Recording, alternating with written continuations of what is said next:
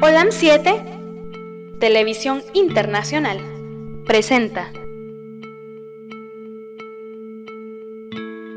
su mensaje, el pregón del tercer ángel, llevando el mensaje de la verdad presente a la luz de las Sagradas Escrituras y los testimonios del espíritu de profecía, a toda nación, tribu, lengua y pueblo, con temas de importancia para el crecimiento espiritual, guiando y preparando al pueblo de Dios para la venida de nuestro Señor Jesucristo.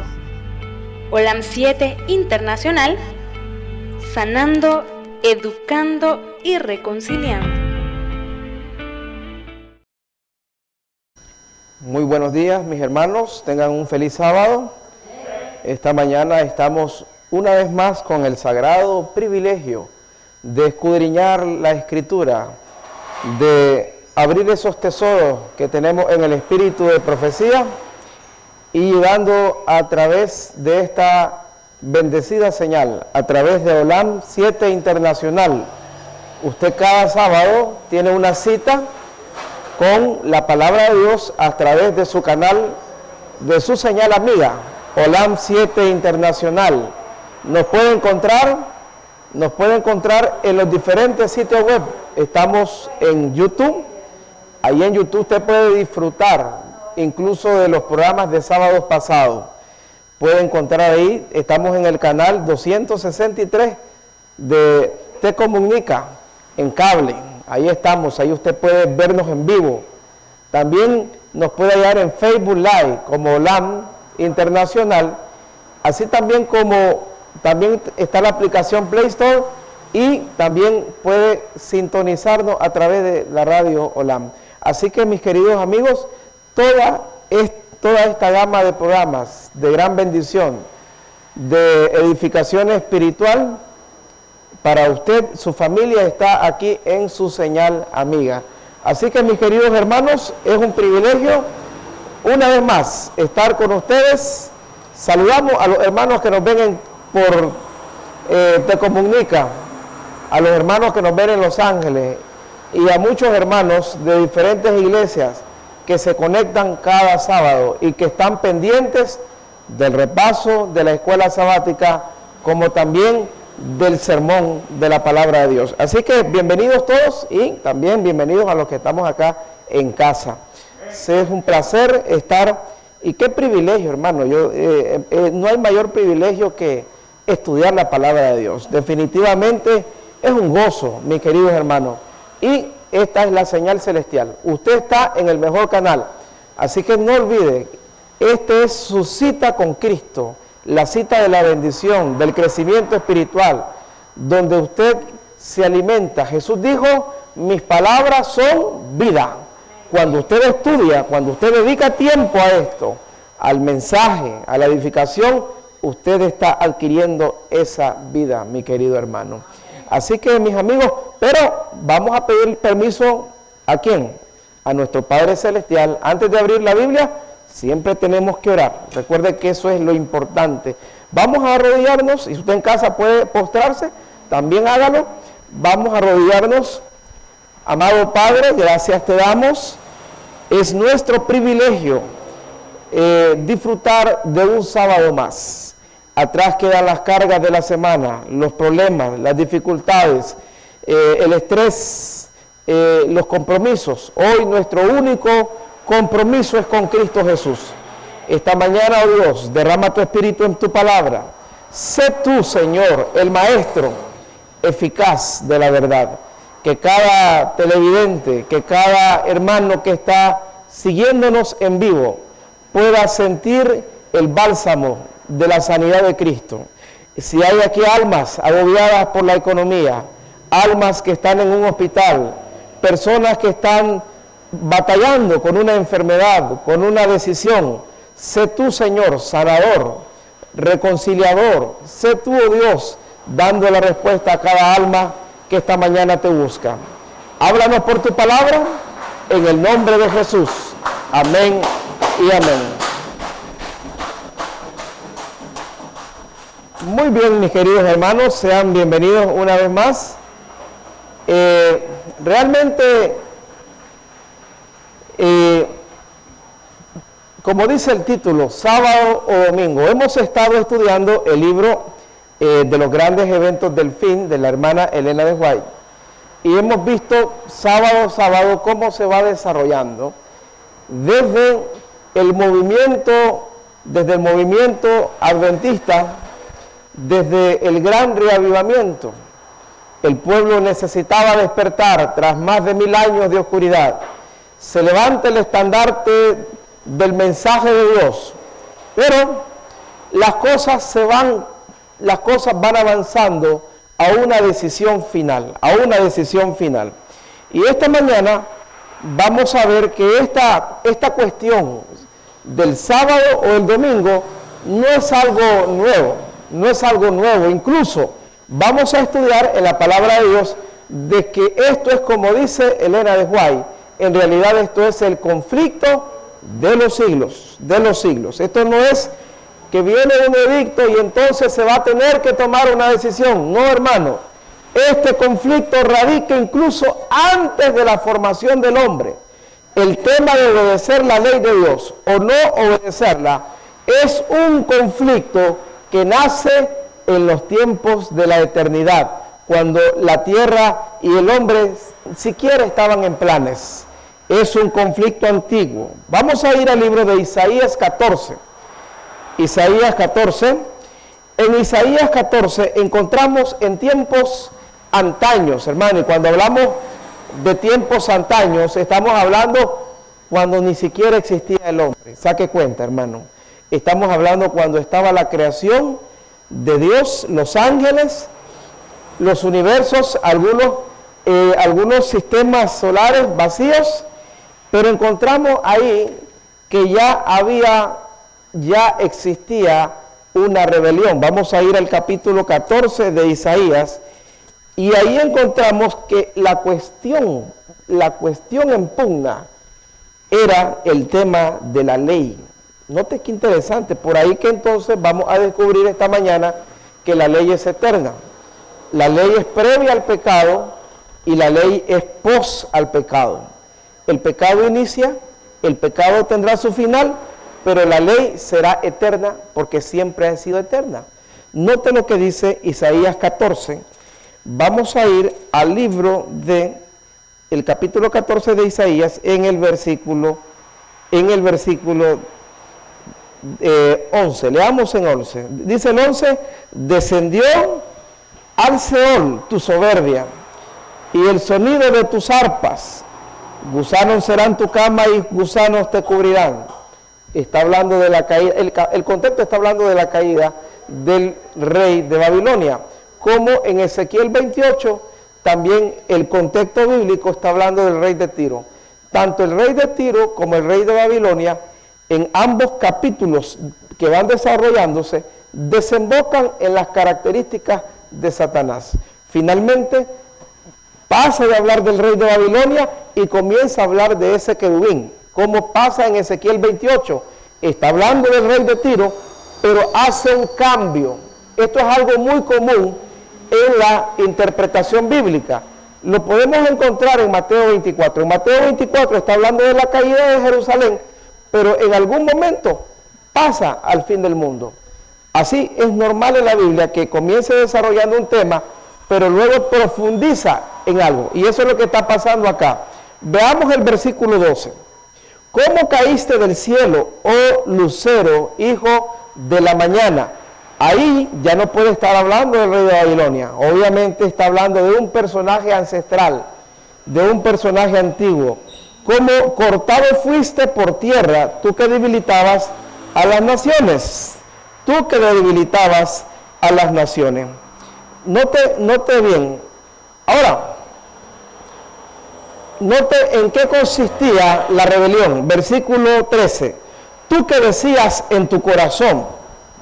Realmente cuando la Biblia habla del corazón, no está hablando de los 4 ventrículos. Los 4 ventrículos son, doctor, sino que está hablando de la mente. Gracias, ahí está, ¿verdad? Ahí está la respuesta de la doctora. Muy bien, entonces dice, que él dijo, ¿qué dijo en su corazón? Subiré ¿a dónde? Al cielo y en lo alto junto a las estrellas de Dios. Ojo, ¿quiénes son las estrellas de Dios? Job 38 dice que las estrellas de Dios son los ángeles. Job 38, hablando de las estrellas, dice, vinieron las estrellas, le alabaron. Bueno, recuerde que también el mismo Lucifer recibe un nombre de estrella porque es llamado lucero. Así que dice la palabra de Dios, junto a las estrellas de Dios, en otras palabras, quería el ejército de Dios. Pero note, levantaré mi trono en el monte del testimonio. Me sentaré a los lados de ¿dónde? A los lados del norte. Ahora, ¿a qué se refiere? ¿A qué se refiere con el monte del testimonio? En el trono de Dios, mis queridos amigos, en el trono de Dios hay un fundamento, hay una base. Yo quiero que esta mañana, hablando con el doctor Francisco, hablábamos que a veces estos temas de la escuela sabática nos llevan varios sábados, mi hermano, debido a lo condensado del mensaje. Incluso, hermana White, cuando usted estudia Historia de la Redención, usted toma el libro de hermana White de Historia de la Redención y ella le da una pasada de la caída de Lucifer hasta el fin. Pero hermana White vio que se quedó corta, imagínense, y entonces dijo, Historia de la Redención fue uno de los primeros libros de ella, pero allá por 1880, ella dijo, esto necesita un compendio, es tan denso. Entonces comenzó, y ahí se elaboraron, por más de 15 años, porque esto no fue tan fácil, a lo largo de 15 años, ella elabora los 7 libros del gran conflicto. Patriarcas y profetas, profetas y reyes, deseado de toda la gente, palabras de vida del gran maestro, el sermón del monte de Jesucristo, hechos de los apóstoles y conflictos de los siglos. Porque ella vio que Historia de la Redención era muy corto. Y antes de Historia de la Redención había otro libro que ella también había hecho para narrar desde la caída hasta el fin, que era primero escrito. Y entonces, cada vez que ella se metía a este tema, finalmente terminaba haciendo más libros. ¿Por qué? Porque, hermano, esto es enorme. Veamos rápidamente que la Biblia, ¿a qué se refiere la Biblia con el monte del testimonio? Rápidamente. Cuando la Biblia habla de la ley, la palabra ley en hebreo, la Biblia usa el término hebreo Torah, la Torah. Pero es interesante que cuando la Biblia habla de los testimonios en el Antiguo Testamento se está refiriendo a los 10 mandamientos, a las tablas de la ley. Lo vamos a ver rápidamente. Vamos a ir al libro de Isaías, el capítulo 8. Ubiquémonos rápidamente en Isaías 8:20. En Isaías, el capítulo 8 y versículo 20. Note lo que es un texto muy conocido por la hermandad adventista. A la ley, o sea, a la Torá. A la Torá. Ahora, ¿qué incluía la Torá? Los 5 libros del Pentateuco. Eso era lo que se conocía como la Torá. A la ley y al testimonio. ¿Y qué cosa es el testimonio?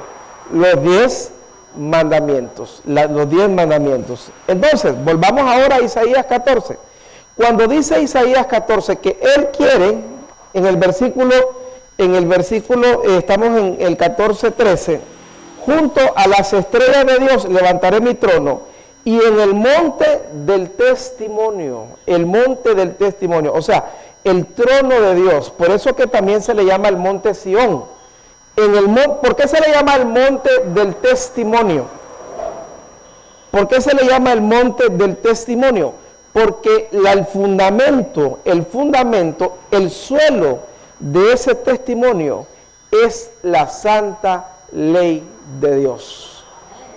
Imagínense cuán eterno, cuán sagrada es la ley, que el monte donde Dios habita es la santa ley. Por eso la Biblia lo llama el monte del testimonio. Algunas versiones lo traducen como el monte del pacto o de la reunión. pero la palabra original es testimonio. Ok, sigamos adelante. Al lado norte me sentaré. Ahora, ¿por qué usa el término norte? Obviamente por el término de arriba y también porque en Daniel 11, eso lo estudiamos otro día, está prometido, cuando usted estudia Daniel 9, 10, 11, hay una pugna entre el rey del norte y el rey del sur. Finalmente, Cristo es el verdadero rey del norte, ahora, porque en la antigüedad ahí estaba ubicado, como al oriente, el jardín del Edén. Es un tema que lo vamos a estudiar otro día. Ok, entonces el diablo está atacando. Vamos a ir al libro de Ezequiel para que entendamos un poquito esto del monte del testimonio. Dejamos Isaías y entonces nos vamos al libro de Ezequiel. Cuando hermana White, antes de leer el texto, en primeros escritos, ella ve el monte de Dios, ella lo describe como azul topacio. Mire qué interesante. Y ella dice, vi el trono, eso está en el capítulo, usted lo vaya, en el capítulo 7 de primeros escritos. Realmente le recomiendo ese libro. Bueno, qué libro de hermana White no he recomendado, pero específicamente primeros escritos, porque son las visiones, específicamente son las visiones que ella tuvo cuando era alzada al cielo. Como dijo Pablo, y Pablo lo dijo, no sé si en cuerpo, no sé si en espíritu, pero los profetas tenían esas visiones y Ellen White recibe la visión del trono. Vamos a ir a Ezequiel 1, vámonos. En Ezequiel 1, para comenzar un poquito, pongámonos en contexto porque a mí me gusta que el lector bíblico, el estudiante de nuestro canal y de nuestra iglesia, entienda qué es lo que está pasando. Bien, Ezequiel es un profeta que es levantado en tiempos en que el culto a Dios, en tiempos muy tristes, ¿por qué? Porque en el santuario, en Jerusalén específicamente, en el propio templo, se están cometiendo abominaciones terribles, hermanos, muy terribles.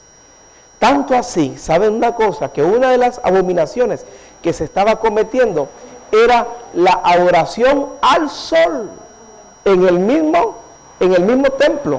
¿Verdad? Por ahí me mencionaron el capítulo. Y vamos a verlo. Antes de ir al 1, veamos rápidamente Ezequiel 8. Tanto así estaba pasando, hermanos. Por eso yo les decía que este tema de sábado o domingo, como se titula en nuestro capítulo de hoy, es un tema antiguo. No vaya a creer, es que los adventistas inventaron que va a haber una pugna entre el sábado y el domingo. No, hermano. Cuando usted es un asiduo lector de la Escritura, cuando usted es un estudioso, hermano, como lo dijo Jesús, en Juan 5:39, dijo Jesús, escudriñe. O sea, no lea encima, hermano, no lea como que está leyendo una revista, escudriñe en oración. Cuando usted se empapa del libro de Dios, usted descubre que este tema, sábado, domingo, es antiquísimo. Incluso más allá de la existencia del hombre, como lo vamos a descubrir en esta sección de la escuela sabática. Es un tema antiguo. ¿Por qué? Porque el punto aquí, como lo hablábamos ayer con Henry, es la adoración. ¿Te acuerdas, Henry? El diablo está peleando porque así como quiere ese trono, ¿por qué es que el diablo quería el trono de Dios? Porque obviamente el que se sienta ahí, ¿qué recibe? Adoración. Él dice, yo quiero ser adorado. Y fue tan atrevido, miren, porque el diablo es muy atrevido, que le dijo a Jesús, adórame. Ahora noten, Ezequiel 8:16, rápidamente.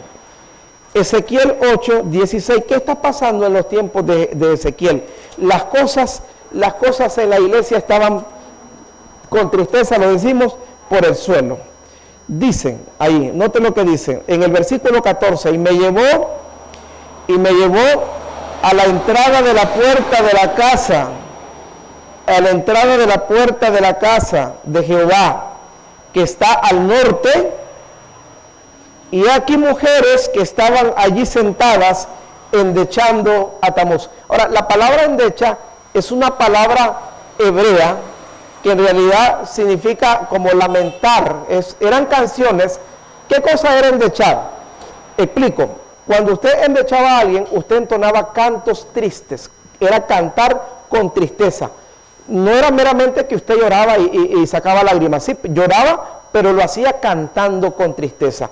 Por ejemplo, la música hebrea, si ustedes notan, siempre tiene algo en común. Siempre, la mayoría de la música hebrea es en notas bajas, notas solemnes pero bajas. Contrario a lo que mucha gente cree de que en la danza hebrea eran escándalos, y algunas iglesias dicen, no, es que nosotros danzamos como lo hacía, la danza hebrea era una danza de lamento, de tristeza, y no eran esos escándalos que hacen hoy. Ahora, la danza no era parte del culto, solo se hacía en ocasiones especiales. Esto es importante aclarar, porque algunos han malinterpretado ciertos pasajes que hablan de la danza. Entonces, endechar era cantar con tristeza. Ahora, ¿por qué endechaban a Tamuz? Recuerde que eso se hacía el 25 del mes, el 25 del mes de diciembre, que era el día de Tamuz. En ese tiempo no se le llamaba diciembre, sino que era el mes de Tisri, que era el nacimiento, que era el mes antes de Janus. Luego, con el tiempo, viene la palabra Januari, o enero para nosotros. Ok, pero noten lo que está pasando. Luego, ese es tema de otro día. Noten lo que está pasando. Hay una solemnidad a este Tamuz. Y dice el versículo 15, ¿ves, hijo de hombre? Una frase que siempre utilizaba Dios para hablar con Ezequiel, hijo de hombre. Muy interesante. Vuélvete aún y verás abominaciones mayores. Y cuando usted viene estudiando desde el 6, 7 y 8, esos 3 capítulos, usted encuentra que esta frase es muy común. Siempre Dios le dice a Ezequiel, la cosa es mayor. Y Ezequiel quedaba asustado. Dice, en el templo, adoración a Tamuz. Y dice, espérate, hijo. Espérate, chiquito. Vas a ver cosas mayores. La cosa está más corrupta. A los ojos de Dios, versículo 16, y me llevó al atrio de adentro de la casa de Jehová. Estamos hablando del santuario. Hermanos, no estamos hablando del mercado. No estamos hablando de la tienda de ropas. En el santuario. Por eso es que en el capítulo 9 viene la espada. O sea, había una ira de Dios. Y dice, entré a la entrada y el altar como 25 hombres, 25 varones. Ahora explico. En la Biblia nada está escrito de balde. ¿Por qué son 25? Ok, sencillo. Cuando usted estudia las leyes sacerdotales para el culto a Dios, cada año eran 24 sacerdotes. ¿Se acuerdan ustedes que el papá de Juan el Bautista era sacerdote? Y el sacerdote iba 15 días al templo, ahí se encerraba. Por eso eran 24 órdenes sacerdotales. Así se lograba cubrir los 12 meses. ¿Qué es lo que significa que había 25? Oh, sencillo. Esta gente tenía un programa de adoración al sol de todo el año. No crea que era casualidad que ese día estaban adorando y entonces Ezequiel los halló infraganti. No, hermano.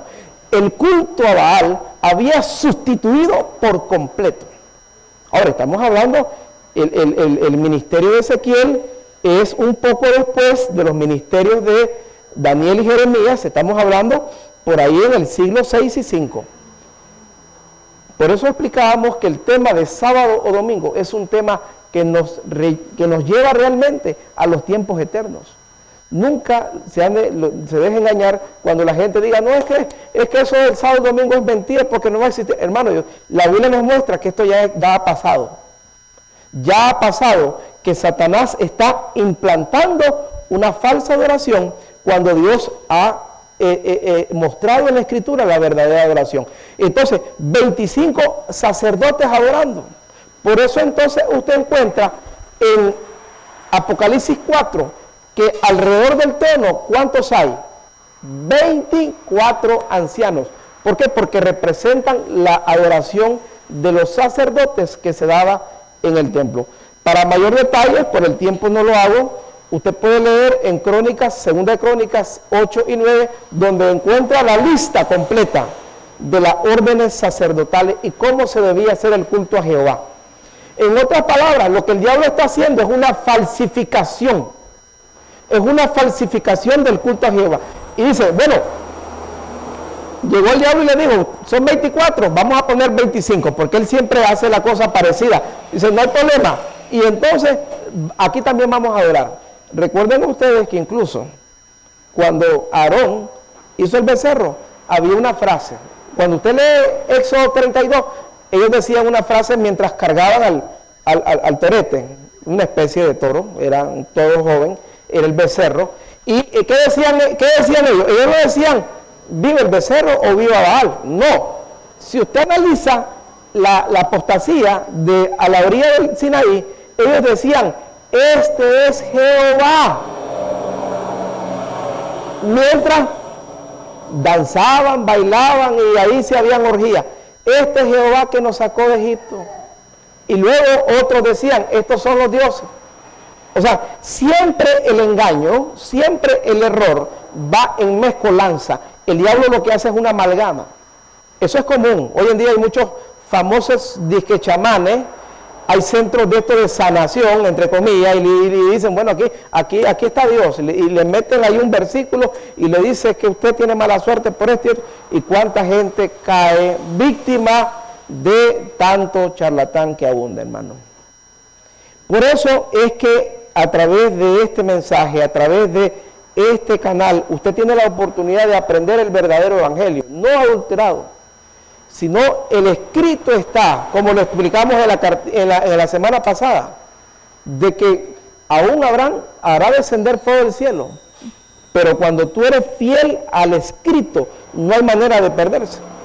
Y entonces descubrimos en el versículo 16 que estos 25 varones, ya vimos que eran sacerdotes, y sus rostros hacia el oriente, adoraban al sol, postrándose hacia el oriente. Ahora note, cuando usted estudia la Biblia, descubre que en el oriente estaba el Edén y que finalmente del oriente, dice Apocalipsis 16, Dios, el Padre y el Hijo son llamados los reyes del oriente. Y la estrella del nacimiento de Jesús, que en realidad, dice hermana White, no era estrella, sino que era un grupo de ángeles que brillaban, guió a los estudiosos del oriente. Muy bien, entonces, ¿qué es lo que está pasando? En ese contexto, cuando está en el piso el culto a Jehová, hermano, cuando es un tiempo en que la obra de Dios ha colapsado totalmente, Dios levanta a este hombre, a Ezequiel, y vámonos al capítulo 1, ahora sí, el capítulo que les prometí. Entonces, tiene la visión, él tiene la visión de la gloria de Dios. Veamos rápidamente, vamos a ir al capítulo 1, note bien, él tiene la visión del trono, él tiene la visión del trono. Vamos a leer ahí, en el capítulo 1, dice en el versículo 10, en el versículo 20, hacia donde el Espíritu les movía que anduviesen, andaba. Está hablando de los 4 seres vivientes. Y dice, porque el Espíritu de los seres vivientes estaba en las ruedas. Hablemos un poquito del versículo 23. Y debajo de la expansión de las alas de ellos, eran querubines, estaban extendiéndose la una hacia la otra. ¿A dónde más miramos que una ala pega con otra? Porque aquí en Ezequiel los seres se están pegando una ala con otra. En el lugar santísimo, recuerden, en el lugar santísimo habían 2 grandes querubines cuyas alas pegaban la una con la otra, en lo que se conocía como el Santísimo o como la Shekinah. La palabra Shekinah es una palabra hebrea que significa la gloria de Dios. En resumen, lo que Ezequiel está viendo es la visión del trono. Está viendo la visión del trono. Ahora, note bien, sigamos leyendo. Versículo 26, vámonos hasta el 26. Y sobre la expansión que había sobre sus cabezas, se veía la figura de un trono. Oigan bien, ¿qué se veía? Oh, Ezequiel está viendo el trono de Dios. Ahí está. Oh, es la misma visión que tuvo hermana White. El otro día conversaba yo con unos amigos de otra denominación y me decían, todas las visiones de Elena de White, ¿dónde las hay en la Biblia? Y yo le digo, tengo un estudio, y quizás un día acá lo tengamos, tengo un estudio donde le puedo probar todas las visiones de primero escritos con la palabra de Dios, toditas, fácilmente. Lo que Elena de White hizo fue desempolvar lo que por siglos el mundo cristiano había olvidado. Dios la usó poderosamente. Cuando usted lee primero escrito y dice, ¿dónde está esto en la Biblia? Y entonces cuando usted comienza a compaginar, usted descubre que todas las visiones de ella están 100% en la Biblia. La primera visión, por ejemplo, cuando ella ve a los redimidos, al pueblo adventista, llegando victorioso a la Nueva Jerusalén, ¿a dónde está? Apocalipsis 14 y 7, usted ve a los redimidos llegando. Ahora entonces note qué es lo que está pasando. Versículo 26. El trono parecía de piedra de qué cosa. ¿De piedra de qué cosa? Por favor, lea, hermano. Yo quiero que usted lea. Usted tiene que ser como los de Berea. Y esa es la intención, hermano, de este ministerio de OLAN. De que cada estudio que usted recibe, usted lo vaya con Biblia en mano, hermano. Y que usted diga, cuando a usted le digan, ¿de qué color es el trono de Dios? Es que el pastor dijo que es azul. No.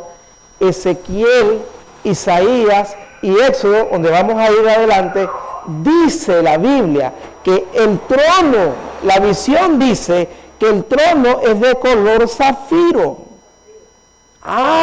Entonces, eso de que color azul, Elena de White lo vio azul, entonces es cierto lo que dice Elena de White.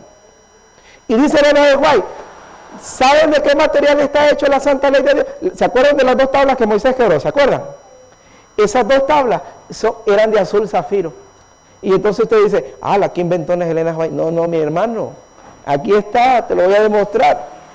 Por eso yo les decía, todas las visiones de la sierva de Dios son auténticamente bíblicas. Cuando usted es un estudioso. Si nosotros solamente somos lectores superficiales, si solamente somos oidores, obviamente nos vamos a quedar sin la base.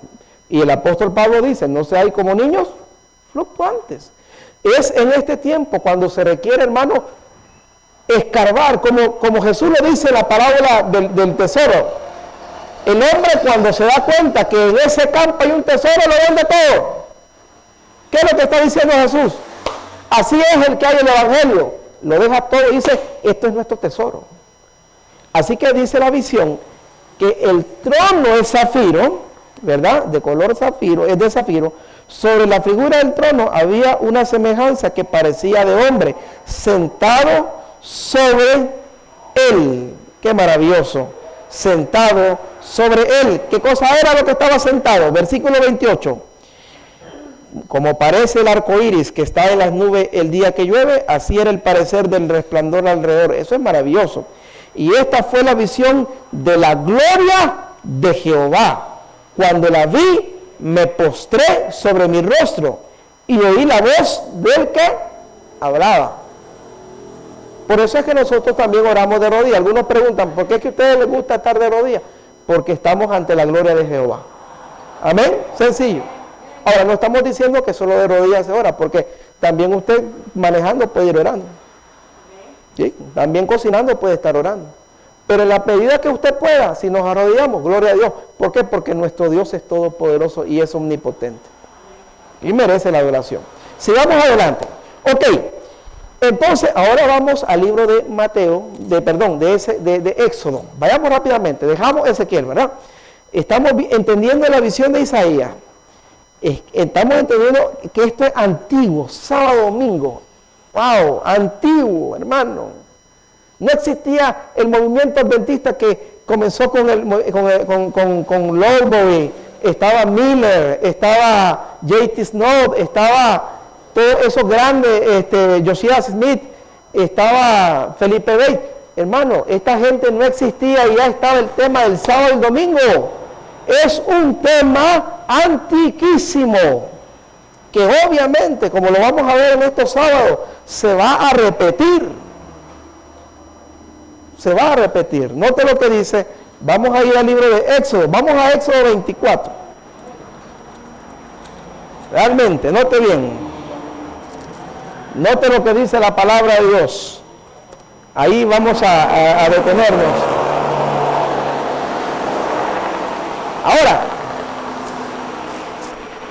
antes de leer estos pasajes, mis queridos hermanos, por eso usted nota cuánto ha sido la guerra de Satanás contra el tema de la ley. Y usted ve cuánto ha habido de guerra en eso, cuánto ha habido. Vamos a Éxodo, note bien lo que dice la palabra de Dios. Vamos a ir al libro de Éxodo. Allí en el libro de Éxodo encontramos, note la palabra de Dios, encontramos que Moisés está en el monte de Jehová. Moisés está en el monte de Jehová. Ahora noten lo que dice el versículo 9. Éxodo 24, 9. ¿A dónde está Moisés? ¿A dónde está Moisés? En Éxodo está en el Sinaí. ¿Qué está recibiendo Moisés? La gloria de Dios. Como decía mi abuela, papel y lápiz con este versículo, clave, mi hermano. Dice Éxodo 24, 9, y subieron Moisés y Aarón, Nadab y Abiú, y 70 de los ancianos de Israel. Note qué solemne es esto. Y vieron al Dios de Israel. Y ¿qué vieron? Y si vieron a Dios, ¿qué vieron? ¿A dónde está Dios según Ezequiel? En el trono, según Isaías 14. ¿Y qué tiene abajo? Isaías nos dice que abajo del trono, ¿qué hay? El monte, ya lo vamos a leer ahí, no se me adelante, pero allá en Isaías dice que está el testimonio en el monte de ¿qué? Del testimonio. Luego Ezequiel nos dice que esa base es zafiro, pero ahora Éxodo nos da más detalles. Leamos. Y como lo leía nuestra hermana, vieron al Dios de Israel y había debajo de sus pies como un ¿qué cosa? Oh, embaldosado de ¿qué? De zafiro. Y ahora, ¿qué color es? ¿Qué color es? Diga, hermano, a los que están en casa, a los que nos están siguiendo en YouTube, a los que están a través de Comunica, con su Biblia, mi hermano, con su Biblia, para que usted diga, oh, ahí sí enseñan, hermano. Claro que sí, en Olam le enseñamos con la Biblia. Vea bien lo que dice. Allí había un embaldosado de zafiro. Están viendo lo mismo que Ezequiel vio, lo mismo que Isaías vio. Sí, pero ahora, mire qué tremendo. Por eso yo le decía que la ley es eterna. Y explicábamos que este conflicto de la ley que nos habla sábado domingo es un conflicto, como dice Elena de White, conflicto de los siglos. Por eso ella tituló el libro, dijo, no, cuando ella descubrió, dijo, este conflicto ha sido siempre. Dice, pongámosle conflicto de los siglos, Ale. Al otro lo ponen el gran conflicto, pero dice, conflicto de los siglos. Ahora, mire lo que dice, había un embaldosado de zafiro, y ¿qué color es el que describe Moisés? ¿Semejante a quién? O sea, ¿color qué? Oh, azul. Por eso es que ella dice, cuando dicen patriarcas y profetas, dice, cuando Moisés venía, dice, las tablas que traía era de color azul, dice ella. Y entonces usted dice, ¿de dónde, cómo Elena de White dice que las tablas son azul? Ah, porque en primer lugar, ella tuvo la visión en primero escrito. Y en segundo lugar, Elena de White era una excelente estudiante de la Biblia. Como lo debemos de ser nosotros.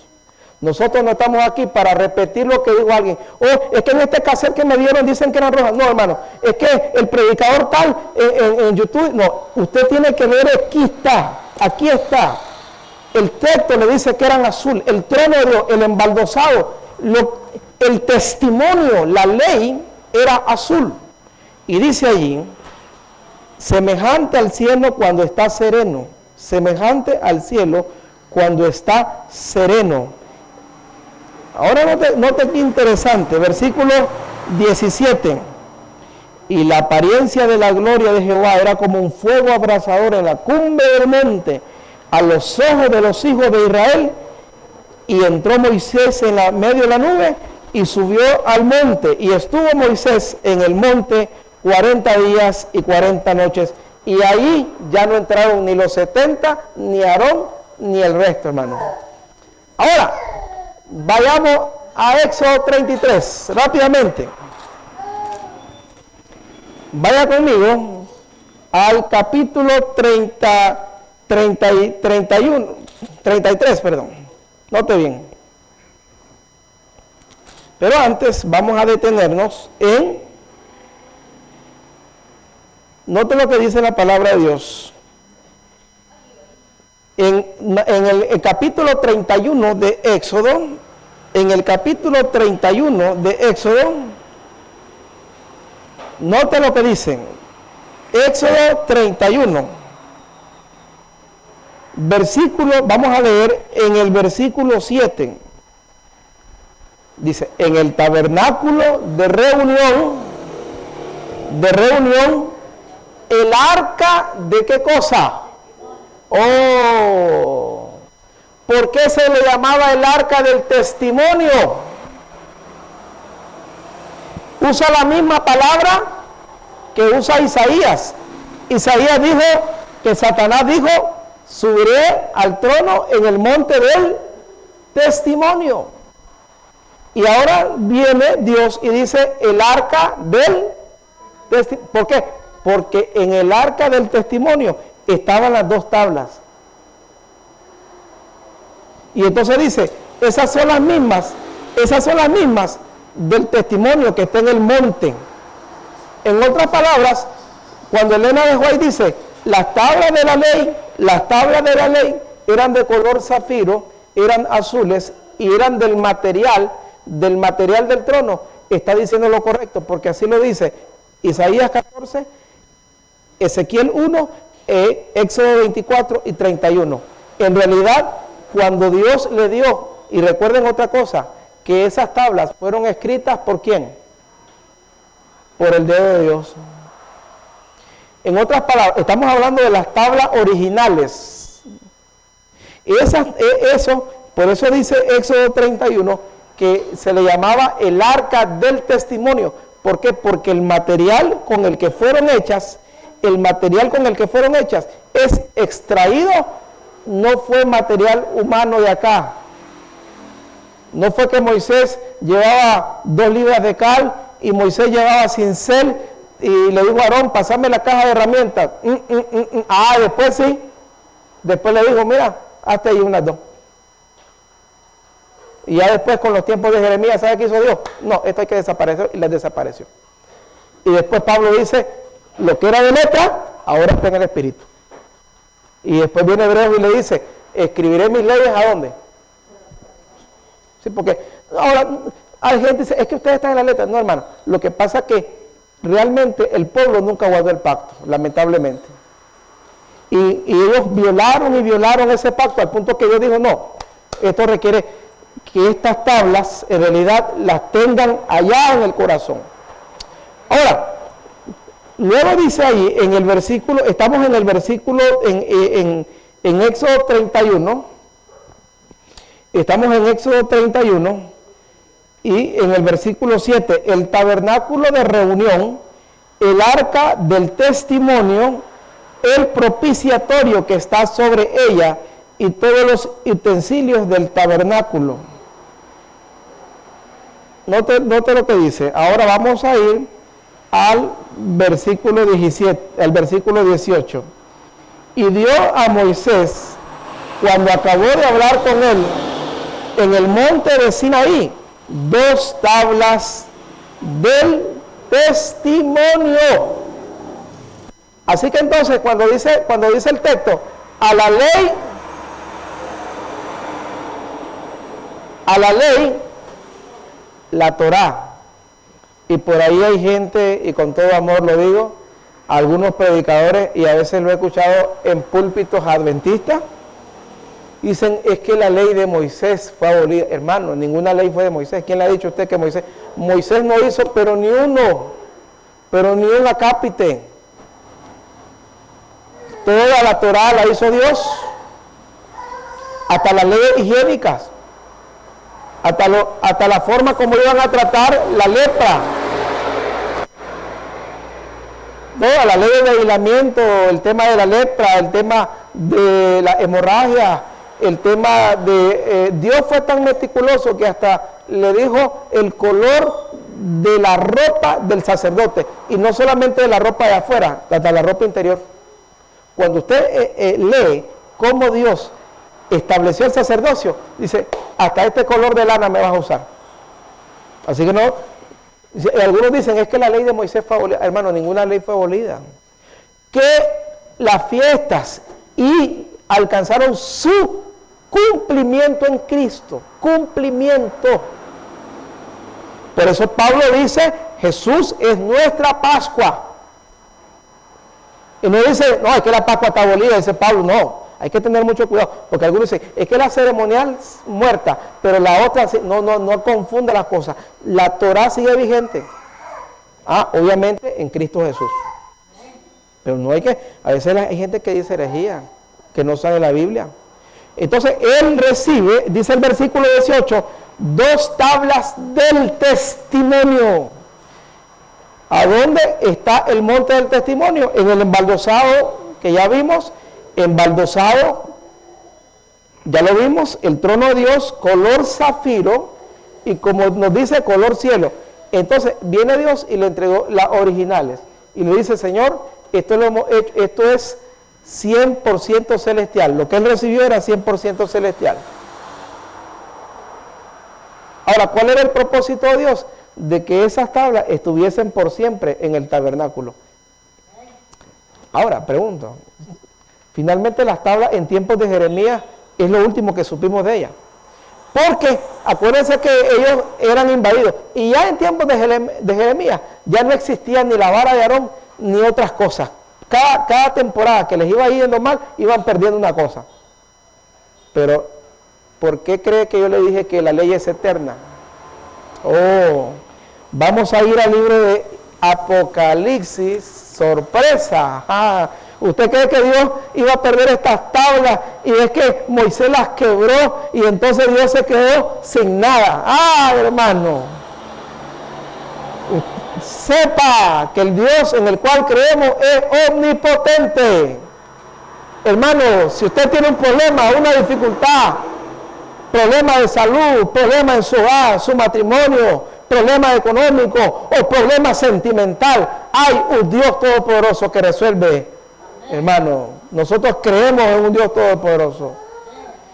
Cada vez que usted escucha la palabra de Dios, sepa, y que usted y a los hermanos que nos están visitando esta mañana, sepan que Dios puede y quiere hacer los cambios en la vida. No te dejes engañar de Satanás, que dice que tu problema es imposible. No se deje engañar usted a cuando el diablo viene y le dice, es que tu pérdida es imposible, es que ese trabajo que perdiste no lo vas a volver a hallar, es que esa esposa que te dejó, tu vida no vale nada, ve al suicidio. No, esa voz no escuche. Escuche esta voz, la voz de Dios. La voz que dice en Lucas 1:37, para Dios no hay nada imposible. Ahora note. La gente dice que se perdió en tiempo de Jeremías. Es que los filisteos se llevaron el arca. Es que Moisés quebró las tablas del testimonio. No, hermano, Apocalipsis 11, Apocalipsis capítulo 11, versículo 19. En la visión del juicio, en Apocalipsis 11, que está entre la sexta y séptima trompeta, noten lo que ve Juan. Dice, y el templo de Dios fue, ¿qué cosa?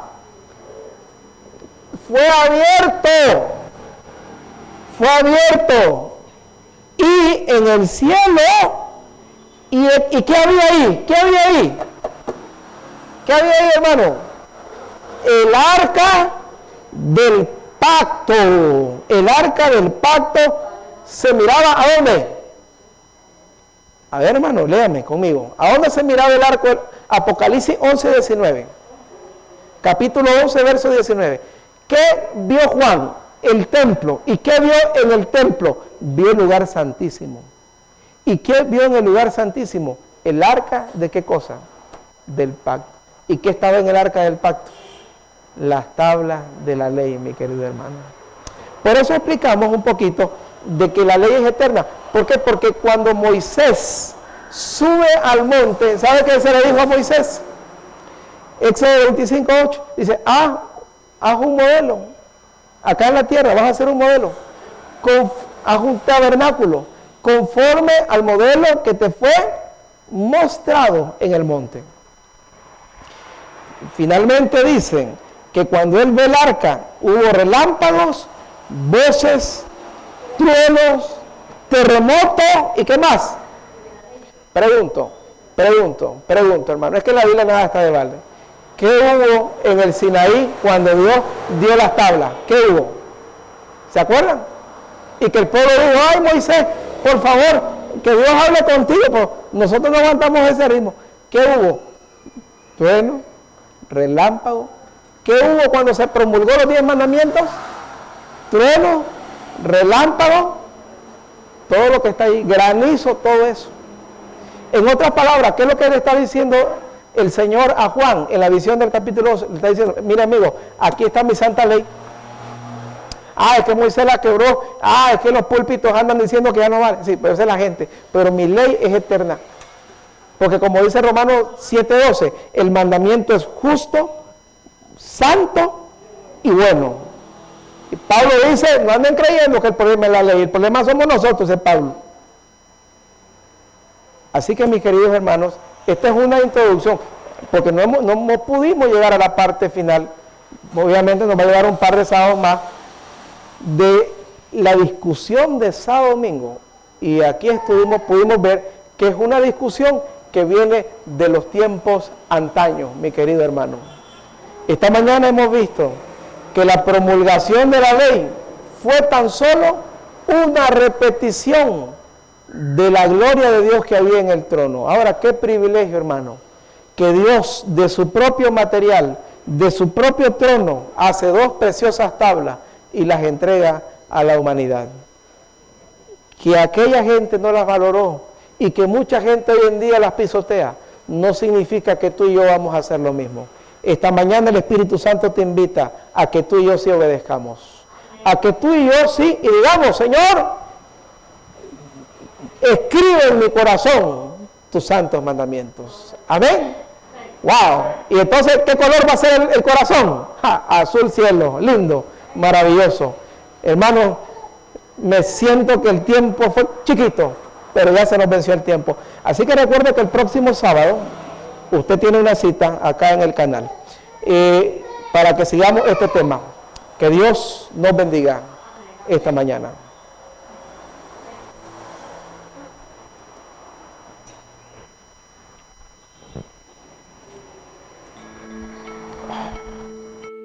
Olam 7, Televisión Internacional, presentó su mensaje El pregón del tercer ángel, llevando el mensaje de la verdad presente a la luz de las sagradas escrituras y los testimonios del espíritu de profecía a toda nación, tribu, lengua y pueblo, con temas de importancia para el crecimiento espiritual, guiando y preparando al pueblo de Dios para la venida de nuestro Señor Jesucristo.